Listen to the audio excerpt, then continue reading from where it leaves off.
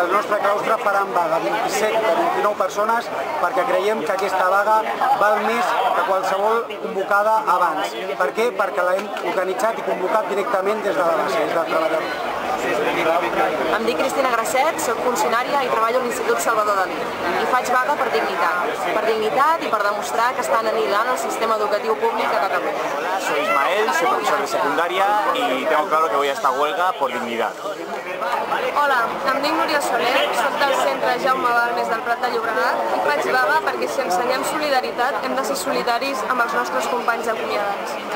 Soc la Guadalupe Blanco, treballo a l'escola pública del Charles Darwin del Prat i faré vaga perquè la meva filla algun dia tingui les mateixes oportunitats que he tingut jo.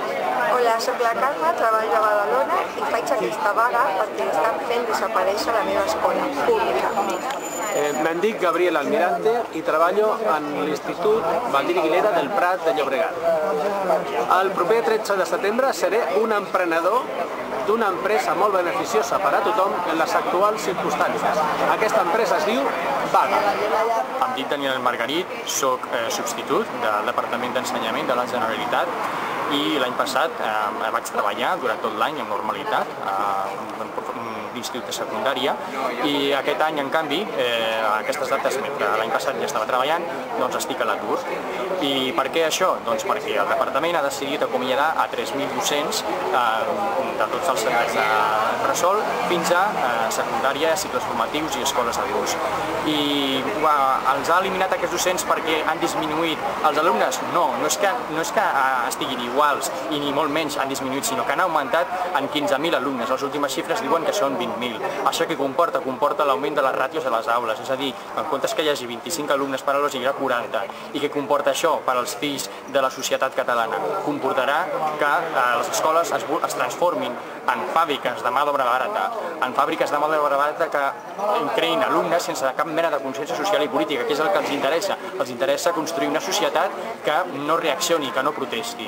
I per això, des de l'Assemblea de Personal Docent Inter i Substitut, hem donat tot el nostre recolzament a la vaga del primer dia de classe.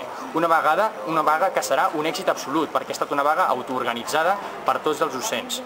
I per això, aquesta vaga, de totes, us animem a sumar-vos, tant des de les AMPAs, com des de les instituts, com des de qualsevol sector de la societat catalana. Gràcies. Hola, soc la Nani, m'han donat una substitució d'un terç.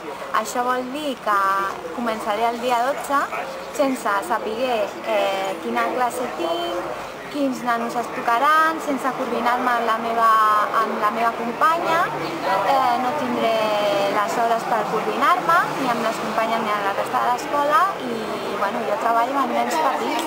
Sabeu què suposa això? Ni el neguit que suposa. I per això us convoco a la vaga del dia 12 perquè això no pot començar així. El període d'adaptació dels nens és primordial i treballar amb les companyes també. Y res més. Es mejor perderse que nunca embarcar. Mejor tentarse a dejar de intentar, aunque ya